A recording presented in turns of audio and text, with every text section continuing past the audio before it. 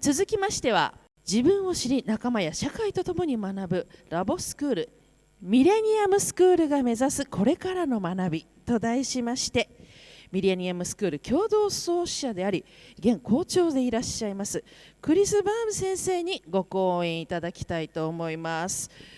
それでは Mr. Ben, please proceed to the stage. Everyone, please welcome.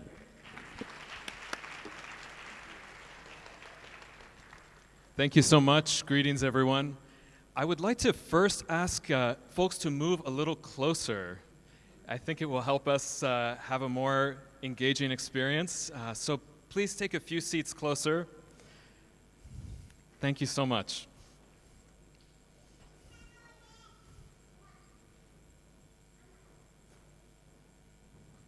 Oops. We can go to the next slide here. Thank you. So I'm going to tell you guys a little bit about a different kind of school. We have been in the process of trying to create a lab school. To us, that means a school where we can explore what human potential is and how to reach more of it. So to do that, I'm going to make this a little more experiential and ask you all to join me in some of the practices that we do at our school. And our first practice, which we do at the start of every day, is mindfulness. This is a way simply to arrive here, because our brains are very, very busy. We call it the monkey mind. Always thinking of so many things. I'm thinking about the email that I forgot to write. I'm thinking about my next meeting. I'm thinking about how my children are doing. So I want to ask all of us to practice just for a moment, a little bit of mindfulness. So to do that, I ask you to take everything out of your hands for just a moment. Put any papers and phones down just for a moment. And for a moment, put both of your feet flat on the floor. Really feel the floor underneath you. And for 1 minute, I'm going to ask you just to pay attention to only one thing. It's so nice to only have to think about one thing, as we are normally thinking of so many things. Only thing to think about is the breathing, the breath that is coming into your nose and out of your nose. Just for 1 minute, arrive totally here. We'll do that together.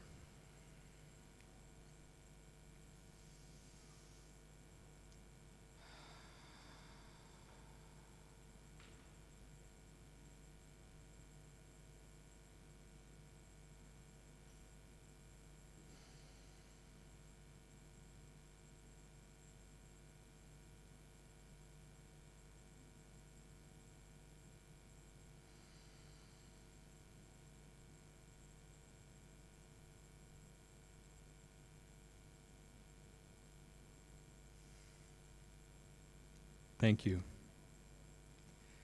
I find it something very magical about having a whole room full of people be quiet for a moment. I hear in my own voice now that I'm speaking slower, and I hope for all of us we can be more focused. Now, the reason we do this is we see mindfulness as like a muscle, and we have to keep exercising this muscle all the time, because everything in our world is trying to distract us, trying to pull our attention here. A light, sound goes off on our phone, a new message comes in, my friend says something. Everything is pulling our attention into many places. If we're going to do our best work, if we're going to grow as humans, if we're going to learn to our potential, we have to know how to turn that off. We have to know how to focus.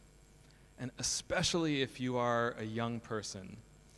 So at our school, we work with preteens and teenagers. It is so easy to be distracted, and they have big decisions to make.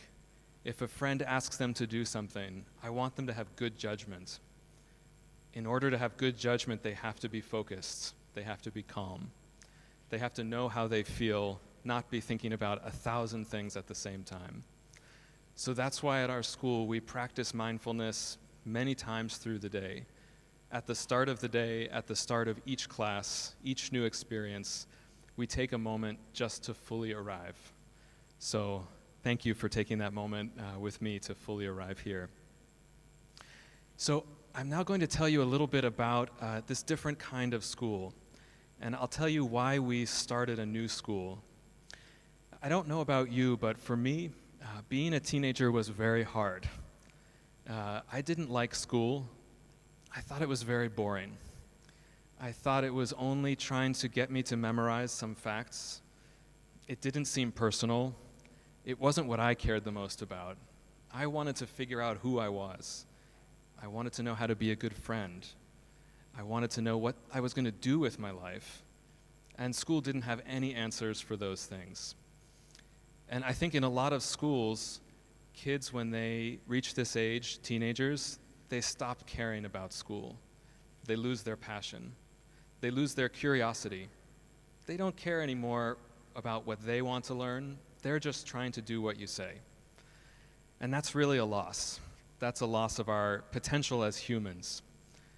So 6 years ago, we started a quest, kind of an adventure, to start a new kind of school.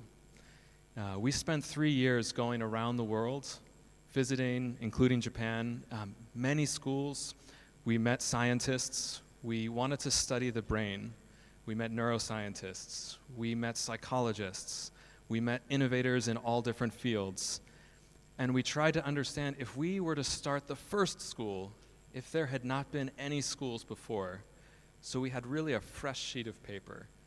And knowing all that we know now about how the brain works, what kind of school could we make?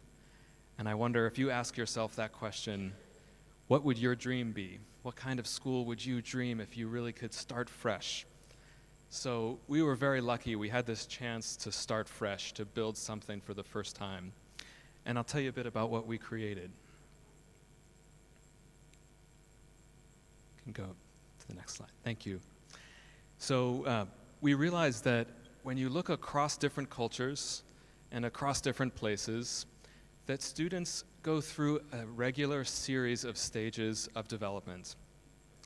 And that our job as adults is to help them move through these stages. If we do that, then we're on their side. We're not trying to force them to do what we say, but we're helping them answer the questions they want to answer. And we found that when you look at all of this research, years of research, that really there are 3 questions that they want to answer.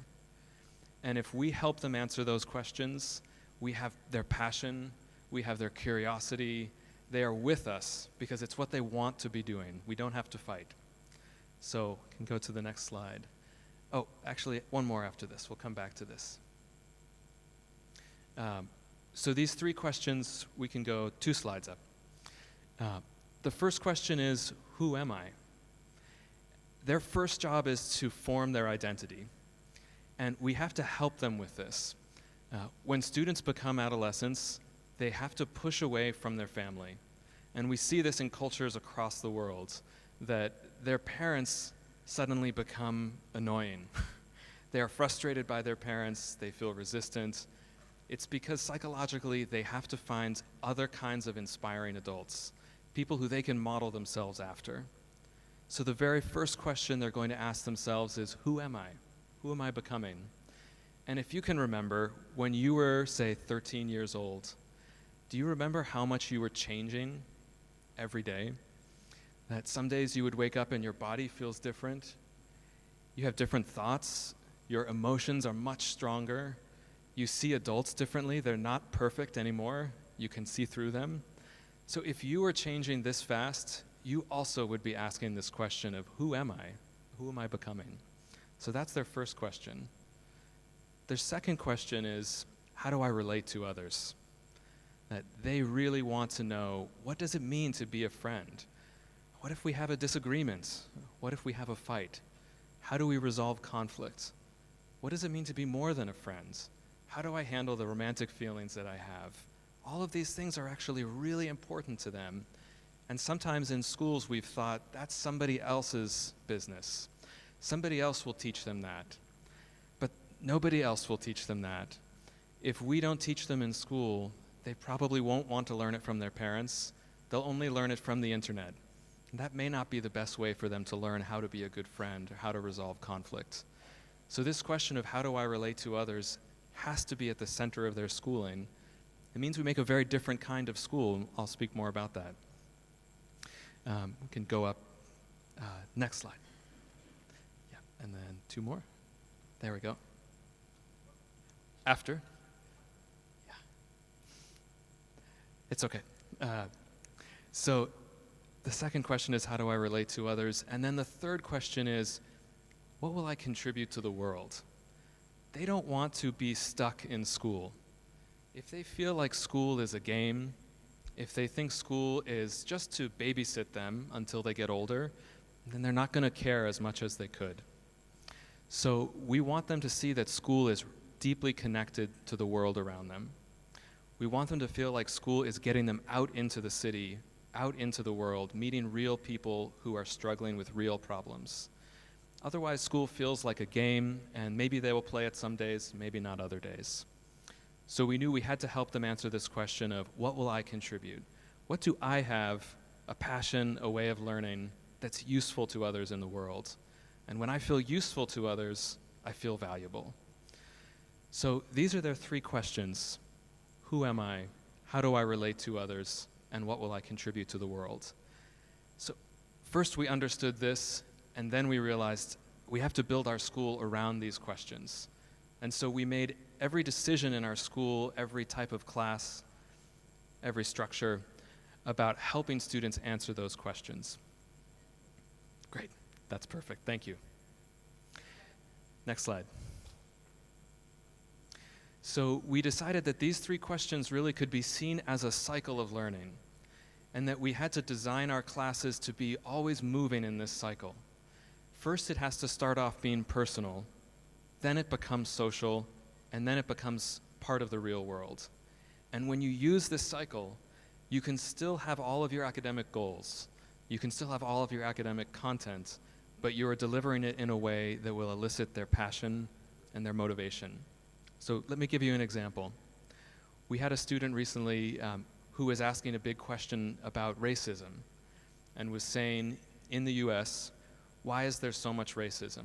Where does this come from? And her question was, is this because of slavery? Is that the history that we are reckoning with when we deal with racism? So this was a student who felt she had been affected by racism, so it began with a personal question. From this question, we began an investigation of history. This was our opportunity to go into American history, to study slavery, to study the Civil War. It was our opportunity for her to write a position paper, to learn how to make a persuasive argument, her own belief about what that history was. Then she shared that with peers who had found their own important questions about history, and that made it social. And then finally at the end, instead of giving her paper just to her teacher, she delivered her paper to the people who had been most affected. So in this case, she found a group of community leaders who were African American, who had experienced racism, and she delivered her paper to them. That's what we call an authentic audience. So when you create this kind of cycle, it matters to the student, it matters to her friends, and she's giving it to people who have lived this experience in their life, for whom it matters because that's their life. Then you have a kind of learning that you're passionate about and that you remember.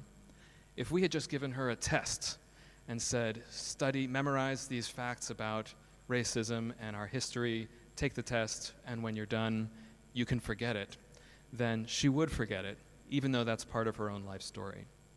So this is a way that we recreate the learning cycle to answer these 3 questions for students. We can go to the next slide. Thank you. So we have a word for this, and we call it a quest. A quest is a different kind of class. You can go to the next bullet point. It's interdisciplinary, meaning that we don't want to break it down into just English, just history, because in real life, that's not how our jobs are. It's not how our lives are. If anyone here has a job outside of a school where you just do history for 1 hour and just do math for 1 hour, then I will be very surprised. That's not how our lives are. So when you present information that's interdisciplinary, it feels real to students, and it's also just more interesting. So a quest, the first thing is that it's interdisciplinary.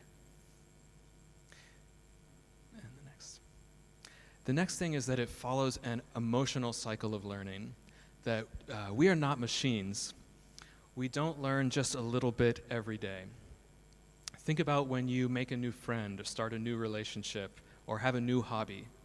You get really excited about something. You probably jump in and you read everything you can about it. You're studying, watching videos online, whatever way you learn about a new thing. Then at some point you probably realize that it's hard and you feel tired. And you need to get some help from someone to keep going, or you might give up. If you keep going, you keep developing a new skill, ultimately you're able to create something that before you thought was impossible for you to do. And you'll be quite amazed and you'll want to share it with someone else. So this is the emotional cycle of learning. And when you look at the neuroscience of learning, we know that unless we have emotions with our learning, we don't remember it. That in order for information to go into our long-term memory, it has to contain emotional content. No emotions, no memory. It's because our brains are trying to remember only what's important, and they know if it has no emotional content, it must not be important. So we do what we call a burst of work. That means instead of the same class all year long, we do our projects for 6 weeks. In 6 weeks, we go really deep into it.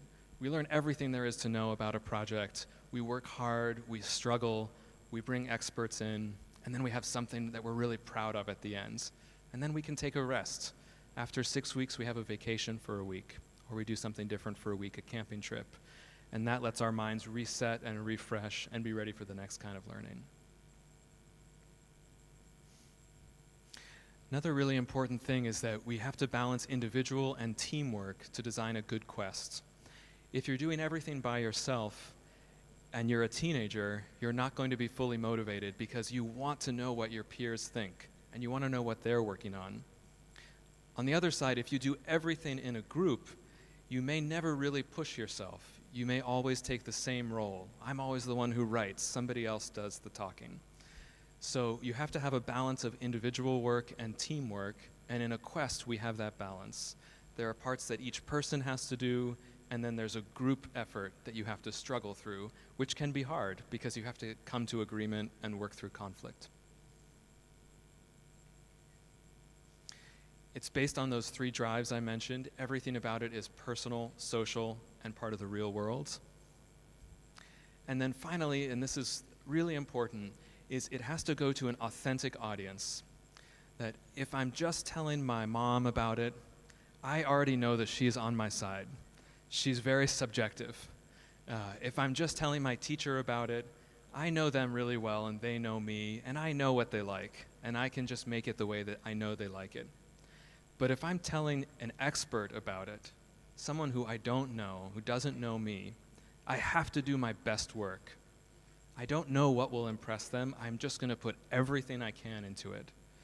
So for example, we did a project to study physics where we built rockets. We went through many, many designs. The rockets exploded, the rockets went sideways, finally started to have some good rockets because the students knew at the end of their project there was going to be a panel of rocket scientists, people who actually build real rockets that go to space. They were the ones who were going to grade their final work. Now they're going to work much harder than they would otherwise, and it lets us, the teachers and the parents, be on the same side as the students. We also want to impress the rocket scientists. We also want them to feel proud of their work.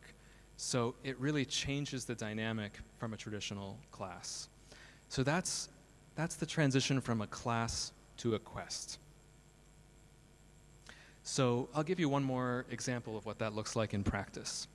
So we knew we want to teach about economics, about math, about research, about writing, but we don't want to just have small classes on each of those things. We want to make it interdisciplinary. So we decided to create a quest that challenged every student to start their own business.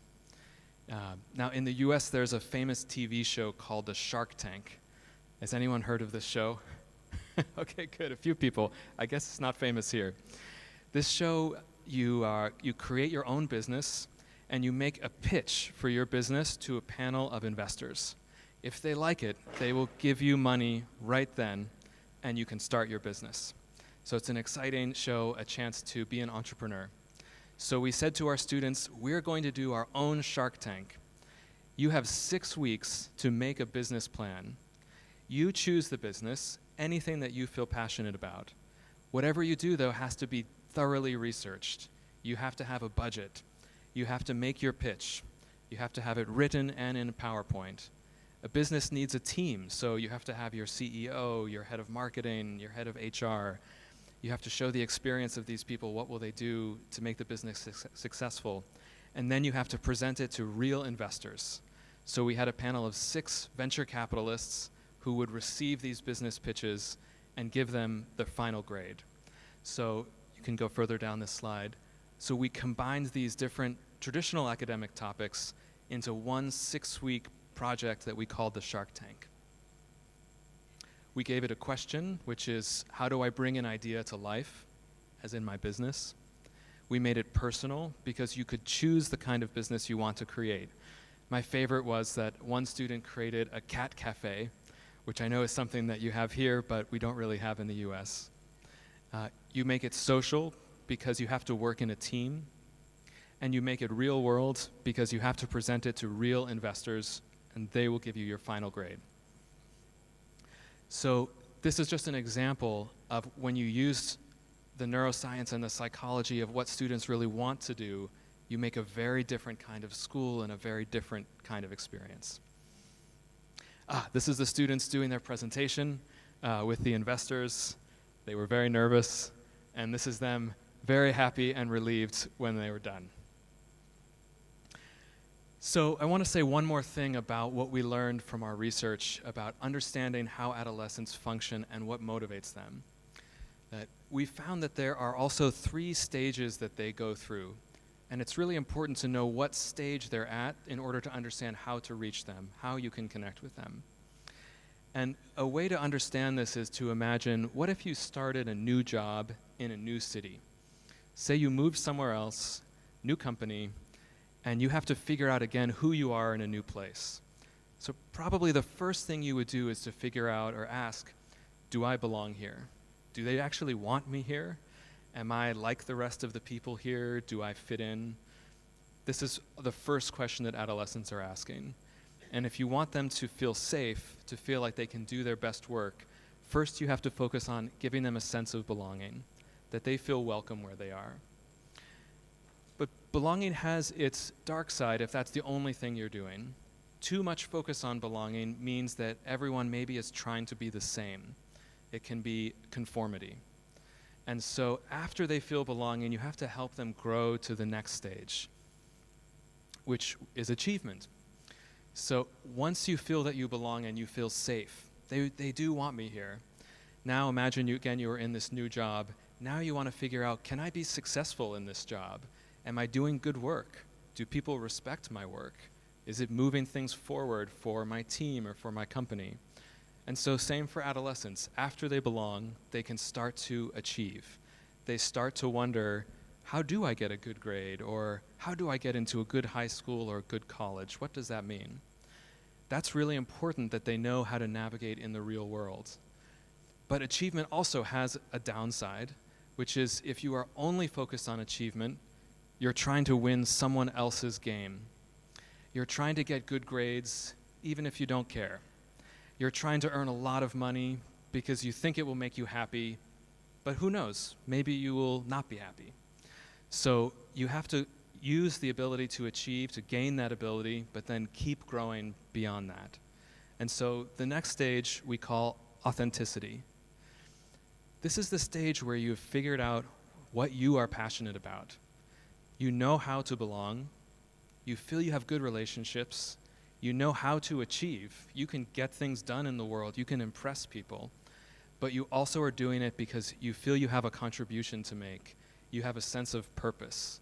You're doing this from passion, not just because you have to. So to us, if you can help adolescents move through these 3 stages, you have had a really successful school, a really successful learning experience. because they've gained the academic content along the way. They can remember it much better because it's been taught with emotion, with passion, with a burst of learning, but it's also helped them figure out who they are and what they want to contribute. So, I'm not going to explain all of this slide because there are too many words, but I will just say that you can look at these 3 stages across different kinds of intelligence, and you can see that each kind of intelligence expands as they go through these stages. You can see their creative intelligence grow, their cognitive abilities, their social intelligence, and other ways. And this slide is for another time. You can go to the next. So I'm going to say one last thing, and then we'll open it up to any and all questions. It's that if you want to do this deep work with kids, you have to have time in the school day that is not just a class. You have to have a time where they can talk about the experience of being a kid, being a teenager, and talk about their inner world. Because we really believe that you can't do great work in the outer world unless you've done great work in your inner world. That you have to understand what's going on in there. You have to know how to manage your emotions and what kind of creativity is coming through you. So for that, we created something called Forum. For those of you familiar with advisory programs in schools, it's similar to an advisory program. It's one group of students, in our case about 10, who meet all 3 years that they're with us at least once per week, and then a check-in on other days. So this is a group that starts to feel very safe. As when you're a young person and you're changing so much, you have to have a group that you can be honest with, where you can ask them what you really want to know, or you can tell them that you are also angry at your mom right now, and you can feel that there's connection there, or you can tell them you are also stressed about something and feel that there's connection there. Essentially, what we're doing is teaching kids how to be good friends and how to accept what's happening in their inner world.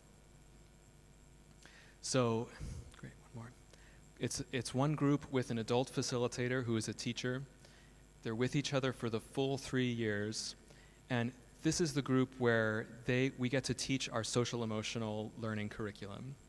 So really, social emotional learning is about the whole school. The curriculum is just the tip of the iceberg. But you do need some time when you can talk directly about how do you resolve conflicts? How do you deal with big emotions that are difficult for you? All of those things need some explicit teaching. So you need a safe place where you can discuss any and all of that. One more. And then the next. Essentially what we're teaching here is how do you accept yourself as you accept other people. So teaching skills of active listening, emotional regulation, collaboration, which we know from the research are actually the skills that are most likely to help you succeed in the workplace. There's been now a large body of research comparing IQ with what is called EQ, or emotional intelligence. And when you track this over someone's whole lifetime, you can find now from this data that your emotional intelligence has a higher correlation to your happiness as an adult. It even has a higher correlation to your income level economically as an adult. So we know that you have to have high emotional intelligence, and the good news is that we know you can teach it. I think in the past people thought, some people have it, some people don't, it's like personality. But all of the research that we have now tells us that it's not like personality, it's actually a set of skills. That even you could see happiness as a set of skills. A skill that particularly can be learned when you're a young person because your brain is in formation. And particularly when you're an adolescent because that's when your social brain is forming, so you're learning how to be around other people. So all of that said, we have this group called Forum, which to us is an essential balance to classes. You have to have your classes and you can redesign those. You also have to have this space where you can talk about your inner life, where it's safe to figure out who you are and who you're becoming. So with all of that, we can go one more slide up. This is an example of a Forum meeting where it's a group of 12 students, and whenever possible, we like to meet outside. This outside helps students have lower stress and lower anxiety. So with all of this, I hope you have a flavor for what we are trying to do as a lab school. we were really lucky that we got this chance to create a new school. We got to work with several universities, Stanford, University of California, Berkeley, and several others who see us as their lab school as well. They bring research and professors. We get to put it into practice and learn from it with students. And then we get to tell the stories like I'm doing now so that hopefully other people can find this helpful. We really exist to try to get these ideas out into the world. So I would invite any of you to come visit us. We love having visitors. That's part of our mission. Or to come contact us or learn more about the school online. So we really want these ideas to be out there in the world. And so I'm going to leave it there and turn the rest of the time over to questions. Thank you so much.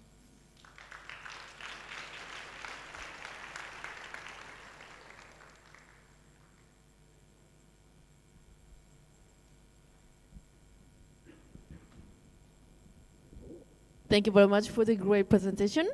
And we'd like to take some time for questions and answers. ではこの後質疑応答の時間にしたいと思いますので、それでは竹村恵美さんお願いします。はい、ご質問日本語でももちろん受け付けますので、ぜひ皆さんせっかくの機会ですので、ご質問よろしくお願いいたします。ちょっと皆さん午後でお疲れですかね。あ、どうぞ。マイクの方お願いします。すいません、じゃあこちらの方から最初で時間ありますので大丈夫ですよ。はい。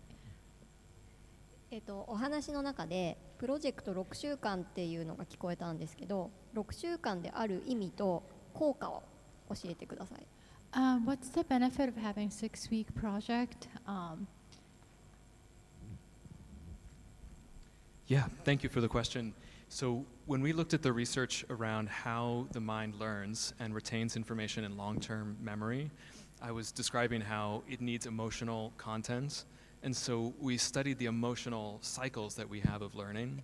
And we found that for adolescents, that period of somewhere between 6 and 8 weeks is a common rhythm of learning. So in that amount of time, there's enough time to get really excited about something, to struggle in a productive way, and then to produce something that they can really point to a tangible product that they feel proud of. Longer than that, and you have to go through the cycle again, which is possible, but we found it's really nice to have a crisp cycle of 6 to 8 weeks. よろしいですか。はい。実は私以前経営コンサルティング会社にいたんですが、そちらも結構6週間から8週間というプロジェクトが、はい、経営層とのプロジェクトでも多かったので、何かその6週間ぐらいっていうのはちょっといいサイクルがあるのかもしれないですね。はい。それでは続きまして前のどうぞどうぞ。Thank you for your wonderful talk. You talked about it's important to have sense of achievement, but when they fail something and when it's difficult to have a sense of achievement, and when they start to comparing with others and someone who achieved, and if that is something they really want to achieve, and so if that is something authentic for them, how can you teach them? So they want to have a sense of achievement, but when they fail, how do you teach to get along with that, so the emotion and the state? Yeah, thank you. That's a great question. So we think of our achievement a little bit like our thumbprint. If you were trying to have the same thumbprint as other people, you would be very stressed, and it's impossible also. Instead, we're trying to figure out the unique ways that I achieve best. And so when we are speaking to students about this, we know that they will be tempted to compare themselves to others, but we want to give them the message that the important thing is to find out where your skills are and to develop those further, and then to develop the other areas enough that they don't slow you down. There's another metaphor that's used sometimes of a student who's shaped like a T. You have a long line across of areas that you are comfortable with, and then an area of depth. And we find that to be something that helps students think about this a little bit differently, that if we're all trying to achieve equally in all areas, then we have to be the same person, and we're not. So that's one way. And then the other piece that we talk a lot about, the process of iteration, that failure is incredibly important. If we don't know how to fail, it's like when you're studying a martial art, not knowing how to fall, that you will then end up breaking a bone. So we try to do that by modeling it as adults. And in talking about the forum, one of the important things there is that they get to see an adult be more honest than most adults are willing to be. And that forum facilitator is telling them a bit about their life, including their failures, including the times when they were confused, and they show an example of an adult who is comfortable with that and is moving through it. So they realize that will be part of life for all of us. あ Thank り you. がとうございます。ちょうどクリス先生に、数日前に大阪で、日本の先生方30名ぐらいとSEL ソーシャルエモーショナルラーニングの研修をさせていただいて、さっき先生がおっしゃっていた少しこう自分のちょっと苦手なこととかも周りの仲間と話してみて、こう安心安全な環境を作る、お互いに協力をするみたいなこともいろいろやってみて、はい、日本の先生方もすごくいい反応がありました。I was just talking about the forum that we tried at the training, and the Japanese teachers felt pretty excited about trying out at their schools. And はい、じゃあこちらお願いします。Thank you so much for your wonderful presentation. If my understanding is correct, you are a founder of, middle school, right? Millennium School is just a middle school, but I think you have experience to teach for the high school students as well. So why don't you expand the school for the high school as well? Thank you. We get that question a lot. I think the simple answer is that, at least in the US, middle school feels like the worst part of the system. That I think for elementary, there are many wonderful pedagogies already out there, Montessori, Reggio, many things that I think really work well. And even for high school, I think we know better how to engage kids. But at least in our culture, we are most confused about middle school. I think many of us adults, we want to forget our own middle school years. We are trying to repress them. And so we are uncomfortable when we are around kids who are that age. When puberty starts and they are changing, oftentimes adults become very awkward. And so as a result, our middle schools, I think, are the worst designed part of our school system. They're not developmentally designed. So we felt this is really the area we can have the most impact.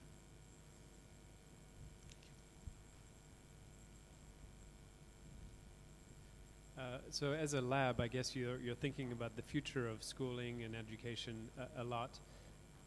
I see a lot of blurring lines between what is school, what is outside of school, what is taught in class, what is taught otherwise. Where do you see the future of, say, the physical school space, like in 10 years or so?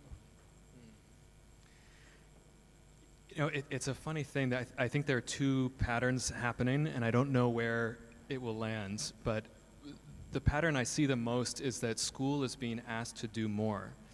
That things that used to exist in other parts of society, whether it was a home, a religious organization, a community, now is being asked to be done by school.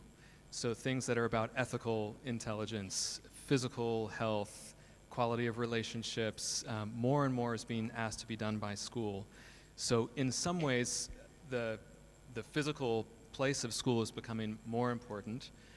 And then you have an opposite trend that's trying to spread things out to allow it to be broken up, to get the best expertise in one area when you need it. So I guess I would answer it by saying that I think for adolescents in particular, they are village people. They need village. They need a sense of a tribe. It needs to be small enough that they know the people around them because they're figuring out how to be social beings. Right around age 11, neurologically, the part of our brain that sees us as a social being turns on. So that's their work. I wouldn't want to see school go away and be totally virtual. It could be more spread out as long as there's still a sense of village that they have access to. はい、じゃあそちらの方お願いします。Thank you. When you said when you were starting the Millennium School, you said you had traveled around the world and spoken with a lot of different educators. I was wondering, when you came to Japan and spoke with Japanese educators or Japanese schools, what were some of the key lessons that you had taken away that you ended up implementing in Millennium School. Thank you. Thank you. Yeah, that was a really wonderful trip with thanks to Emmy for organizing that. One of the things that struck me the most is that I noticed that students in Japanese schools have a level of ownership over their school community that felt much higher than in the US. I remember visiting a school called Jiyu Gakuen, where the students had, it was a boarding school, and they were essentially running their own dormitory.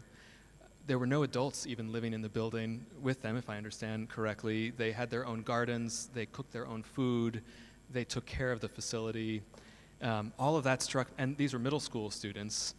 I would have thought that was impossible until I saw it and spent time with them. So not just, that school may be an extreme, but in general in Japan, I felt that there's a sense of ownership over your school, a sense of pride that comes from that ownership, which I would love to bring some of that into our schools in the US. ありがとうございます。そちらですか。はい。本講演のタイトルが「自分を知り」っていうところから始まってるんですけれど、今日いただいたプレゼンテーションの中で一番冒頭でそのメディテーションであったりとか、あとは、ラボプロジェクトに参加するっていうことの中の経験だったりとか、あとはオーセンティックな評価を得るみたいなこと以外に、自分を知るための何かサービスというかプロジェクトというか、例えば、カウンセリングだったりとかメンターシップみたいな、サービスっていうのは学校の中にあるんでしょうか。So if I understand correctly, it's about, are there additional services available like mentoring or counseling? So that's to part know of himself, herself. Yeah. Our answer is that that is actually the role of the teacher, that that's an evolving role, and that no longer is the important thing about a teacher the content that they have in their head, that is too easy to get elsewhere, and we would like to elevate the role of teacher to be someone who is closer to a mentor. And so when we hired our teachers, we looked for that ability, someone who understood psychology, who had some ability to counsel or could be trained, who could talk about their own journey in life, how they've evolved, what they struggled with, in a way who could take off the mask of being a teacher and be a human with a younger human.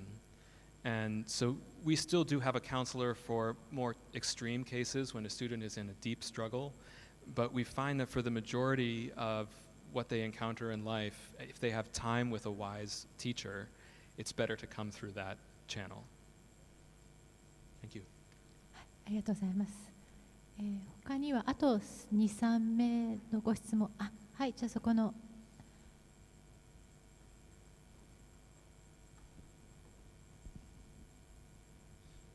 講演ありがとうございました。私企業とですね、大学と高校と3つの場所で教育にちょっと関わってまして、共通して感じることがちょっとあるので聞いてみたいと思います。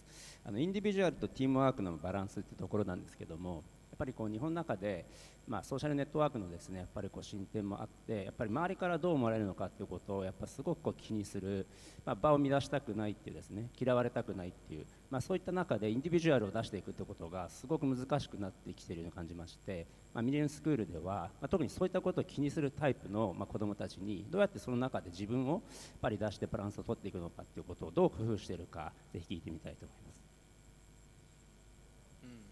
Thank you. Such a good question. So we did a quest, one of our classes, where we studied social media. And this, again, came from students. Of course, it's something that they're very interested in. And we gathered as much of the neurological, psychological research about what happens to your brain and to your sense of self when you use social media a lot. We didn't tell the students what to do. We just gave them the research that's publicly available. And they studied it, and they formed a working group to come up with a set of solutions for our school. And what I was so impressed by is their number one solution was, when we walk into the school, we want to give up our phones. We had not asked them to do that, because we thought that would be too strict and would create resistance. But they actually created a set of boxes that are at the front of our school, and as soon as they walk in the morning, they give their phone. And they take it back when they leave. But they knew that we can't compete with the addictive qualities of social media. We know when we go to the bathroom, we're going to look at our phone if it's there. So they came to this conclusion themselves by looking at the research and recognizing that it was, in a way, not a fair fight, that you have just one person on one side of the phone and on the other 1,000 engineers who are trying to make it highly addictive. So that was one solution that came from students educating themselves about the actual science and data behind it. I think the other piece is that when you saw those 3 stages of belonging to achievement to authenticity, that we talk to students about that as well and tell them that we know that you will have to go through a stage where you want to compare yourself to others. And that's something to talk about, something to model as adults, that we have that temptation too. Sometimes we do that, but we recognize that it makes us unhappy. And back to that idea that happiness is a skill, we recognize that if you want to be happy, you have to catch yourself when you're comparing yourself to others.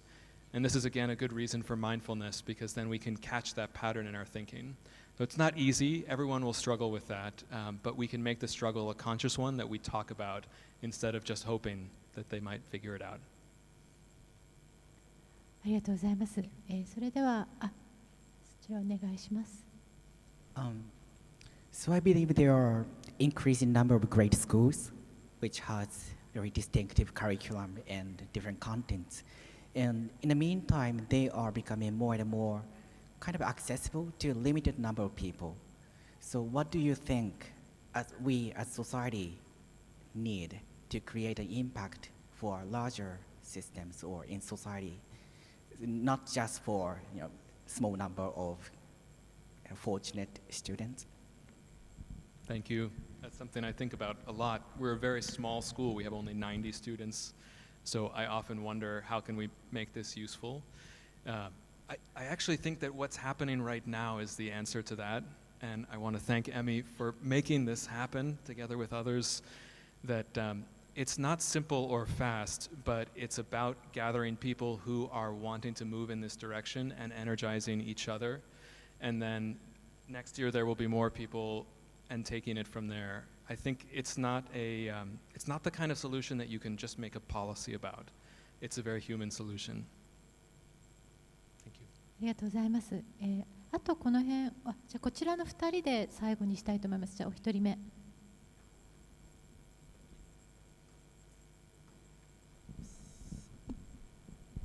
りがとうございます。今の質問と関係すると思うんですけれども、学校全体でこれは統一してやるマンデートなプログラムと、そうじゃなくてインディビデュアルアプローチ、アダプティブにこうやっていくアプローチっていうのは結構決定が難しいかなと思っていて、多分メディテーションは何もなくも最初からマンデートでいこうというふうに決められていて、今のさっきの携帯電話のようなものは生徒が自主的に決めていくというふうに決められたと思うんですが、そのようにもうこれは一斉でやるというふうに決めるものと、そうじゃないものっていうのをどういうふうに区別というか分けてポリシーを決められているのかということをもしよければお知らせいただけると嬉しいです。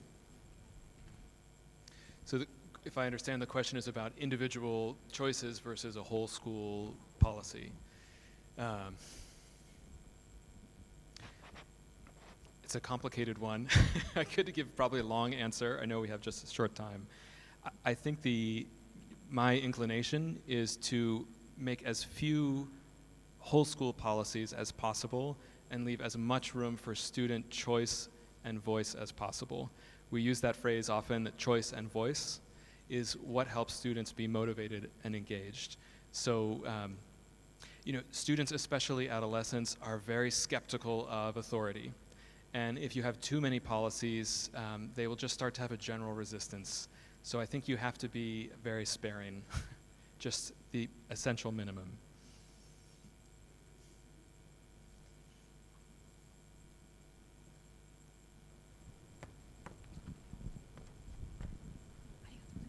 Thank you, Chris. So you talked about the importance of EQ, and I couldn't agree more. But traditionally, a lot of schools have been focused on IQ, and then many schools around the world basically separate the kids by IQ. So the high IQ kids go to the high IQ school. What is your view on that? I imagine your school has lots of different kids with different levels of like IQ, and what is your view on like whether it's educationally better to kind of separate them by level because it's easier for teachers to teach, I imagine, or it's sort of learning is more abundant and better when you have kids from all the different types of sort of levels? Yeah, thank you. So in our school, we mix grades.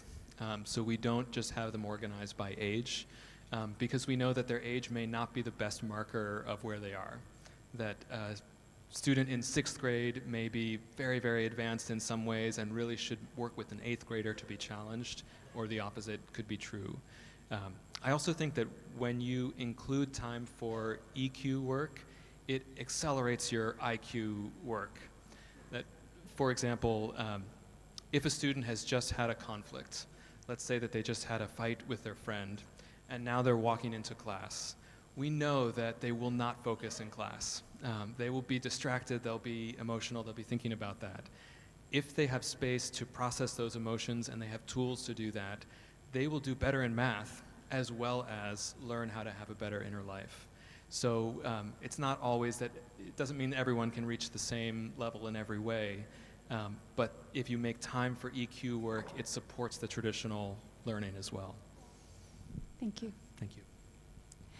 残念ながら時間になってしまいましたので、ここまでにQ&A はさせていただきますが、クリス先生、明日もですね、先ほどご登壇いただいたポール先生や、ハイテクハイの先生と4人でパネルディスカッションを予定しておりますので、またもう少し、ダイアログされたいなという方はぜひそちらのセッションにもお越しください。今日は、大変ありがとうございました。クリス先生にでは拍手をお願いいたします。Thank you.